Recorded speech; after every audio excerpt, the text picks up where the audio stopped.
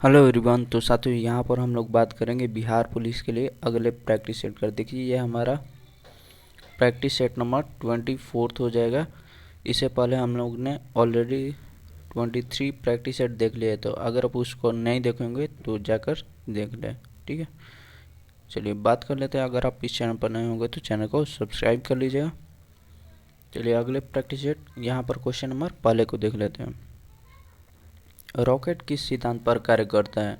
Rocket का बात करें साथियों, तो आपका करेक्ट आंसर हो जाएगा यहाँ पर संवेग के संरक्षण सिद्धांत पर। तो रॉकेट किस प्रिंसिपल पर वर्क करता है? तो आपका करेक्ट आंसर हो जाएगा यहाँ पर कंजर्वेशन ऑफ लीनियर मोमेंटम। तो संवेग के संरक्षण पर रॉकेट वर्क करता है। चलिए अगले क्वेश्चन को देख लेते हैं हम लोग।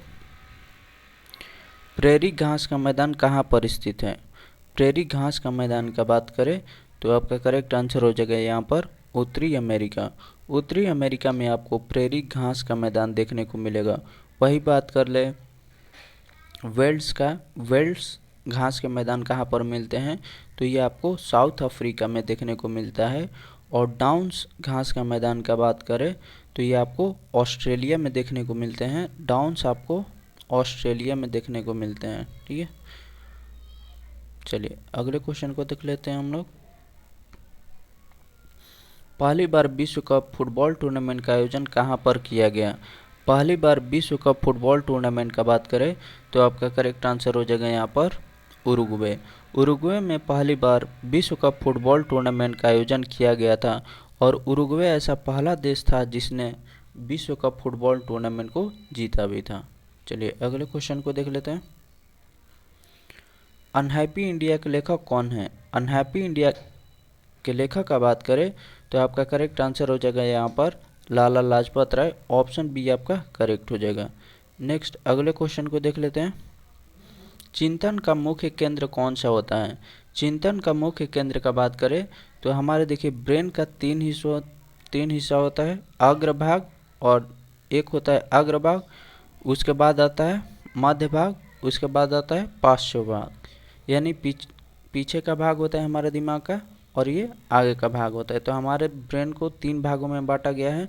जो आगे का भाग है इसको बोला जाता है फोर ब्रेन बोला जाता है अग्रभाग, इसको मिड ब्रेन यानी मध्य भाग, और इसको हैंड ब्रेन जिसको पार्श्व भाग यानी पीछे का भाग बोला जाता है।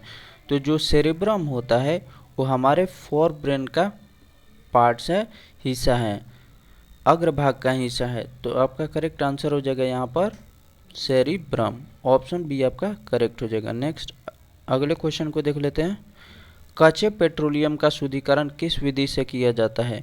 कच्चे पेट्रोलियम का शुद्धिकरण का बात करें तो आपका करेक्ट आंसर हो जाएगा यहाँ पर प्रभाजी यास्मन। ऑप्शन ए आपका करेक्ट हो जाएगा। नेक्स्ट अगले क्वेश्चन को देख लेते हैं।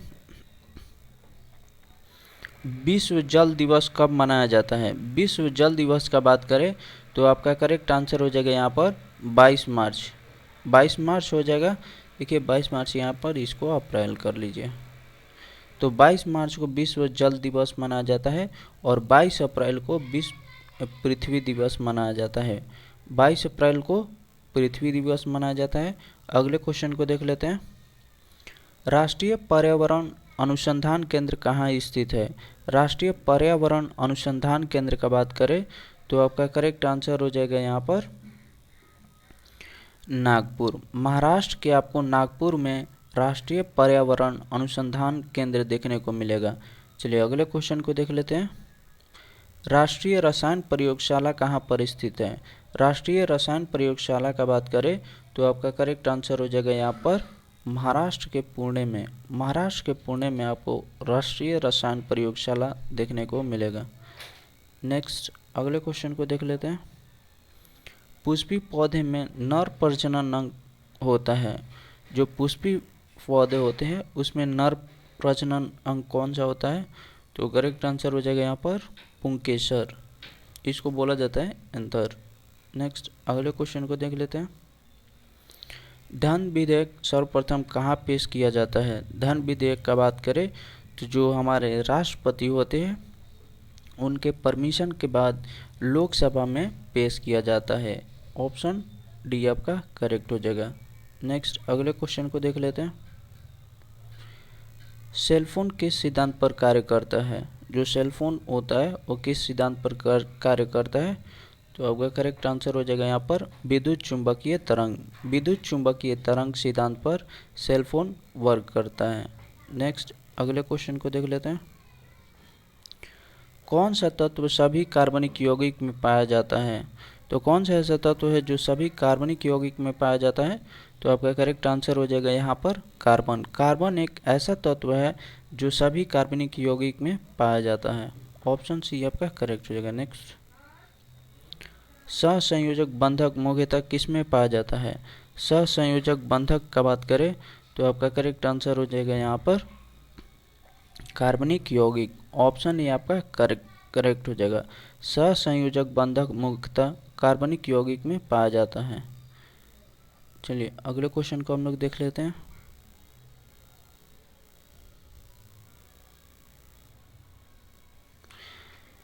रेशम की प्राप्ति किससे की जाती है? रेशम की प्राप्ति की बात करें तो आपका करेक्ट आंसर हो जाएगा यहाँ पर प्यूपा। ऑप्शन ए आपका करेक्ट हो जाएगा। नेक्स्ट अगले क्वेश्चन को देख लेते हैं। पानी का बुलबुला किस कारण से चमकता है?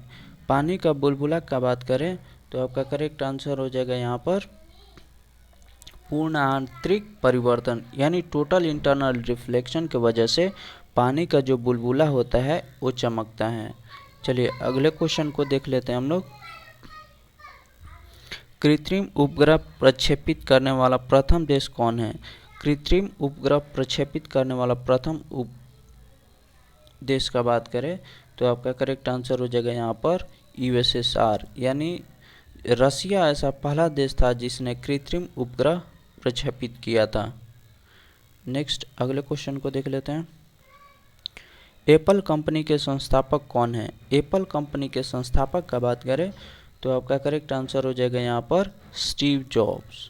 स्टीव जॉब्स एप्पल कंपनी के संस्थापक हैं। नेक्स्ट अगले क्वेश्चन को देख लेते हैं। उच्च न्यायालय में न्यायाधीशों की संख्या कौन निश्चित करता है? तो उच्च न्यायालय में न्यायाधीशों की संख्या निश्चित कौन करता है? तो आपका करेक्ट आंसर हो जाएगा यहाँ पर सांसद। जो हमारा सांसद है वो उच्च न्यायालय में न्यायाधीशों की संख्या को निश्चित करता है कि किसी न्यायालय में कितने न्यायाधीश होंगे। नेक्स्ट मतदाताओं की आयु सीमा 21 वर्ष से घटाकर 18 वर्ष कब किया गया? मतदाताओं की आयु सीमा जो 21 वर्ष पहले थी उसको घटाकर 18 वर्ष कब किया गया? तो आपका करेक्ट आंसर हो जाएगा यहाँ पर 1989 में 61वें संविधान संशोधन द्वारा किया गया था। 21 वर्ष से घटाकर 18 वर्ष। नेक्स्ट अगले क्वेश्चन को देख लेते हैं। किस संविधान संशोधन के द्वारा मतदाता की आयु 21 वर्ष से घटाकर 18 वर्ष की गई? तो अभी आपको बताया कि कौन सा संविधान संशोधन था। तो 61वां संविधान संशोधन था जिसमें 21 वर्ष से घटाकर 18 वर्ष की गई थी मतदाताओं की आयु को। नेक्स्ट अगले क्वेश्चन को देख लेते हैं। पंजाब की 5 नदियाँ सिंधु नदी से किस स्थान पर मिलती है? तो पंजाब की 5 नदियाँ हैं इंडस, झेलम, चेनाब, रावी, ब्यास, सतलज। ये सिंधु नदी से किस स्थान पर मिलती हैं? तो आपका करेक्ट आंसर हो जाएगा यहाँ पर मिठानकोट। मिठानकोट में आपको देखने को मिलेगा कि जो पंजाब की 5 नदियाँ इंडस, झेलम, चेनाब, रावी, ब्यास, सतलज है ये सभी सिंधु नदी से मिठानकोट में जाकर मिलती हैं। नेक्स्ट निम्न ब्याज दर वाला ऋण क्या कहलाती है? निम्न ब्याज दर वाला ऋण क्या कहलाती है? तो आपका करेक्ट आंसर हो जाएगा यहाँ पर सुलभ ऋण। नेक्स्ट अगले क्वेश्चन को देख लेते हैं। मनुष्य में कपाल तंत्रिकाओं की संख्या कितनी होती है? मनुष्य के कपाल में तंत्रिकाओं की संख्या का बात करें तो आपका करेक्ट आंसर हो जाएगा यहाँ पर 10 जोड़ी होती हैं। 10 जोड़ी कहने का मतलब कि ये 20 होती है और पेयर में आपका 10 हो जाएंगे। नेक्स्ट राष्ट्रीय योजना में रोलिंग प्लांट का सिद्धांत किस सरकार ने दिया था? राष्ट्रीय योजना में रोलिंग प्लांट का सिद्धांत किस सरकार ने दिया था? तो आपका करेक्ट आंसर हो जाएगा यहाँ पर जनता की सरकार। जनता की सरकार ने यह सिद्धांत दिया था रोलिंग प्लान के लिए। नेक्स्ट, स्वतंत्र भारत के प्रथम विधि आयोग की स्थापना कब की गई? स्वतंत्र भारत की प्रथम विधि आयोग की स्थापना का बात करें तो आपका करेक्ट आंसर हो जाएगा यहाँ पर 1955। 1955 में पहली बार विधि आयोग की स्थापना किया गया था। नेक्स्ट, अगले क्वेश्चन को देख लेते हैं। पुष्टि मार्ग के संस्थापक कौन थे? तो पुष्टि मार्ग के संस्थापक का बात करें तो आपका करेक्ट आंसर हो जाएगा वल्लभाचार्य। पुष्टि मार्ग के संस्थापक कौन थे? तो वल्लभाचार्य थे। चलिए अगले क्वेश्चन को देख लेते हैं। ब्रिटिश ईस्ट इंडिया कंपनी ने अपनी प्रथम factory, British east India company ने अपनी पहली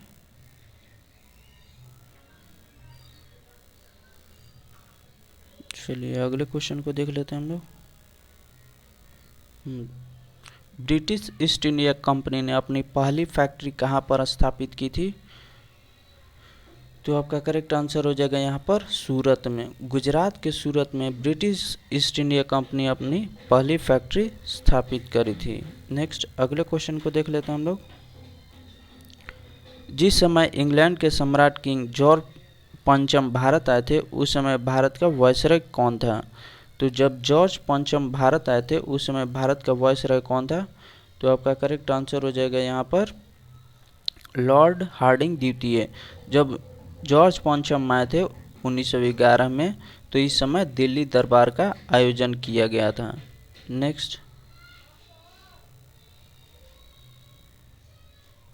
लार ग्रंथियाँ किसके अंतर्गत आते हैं? लार ग्रंथि का बात करें तो आपका करेक्ट आंसर हो जाएगा यहाँ पर बाह्यस्रावी ग्रंथि।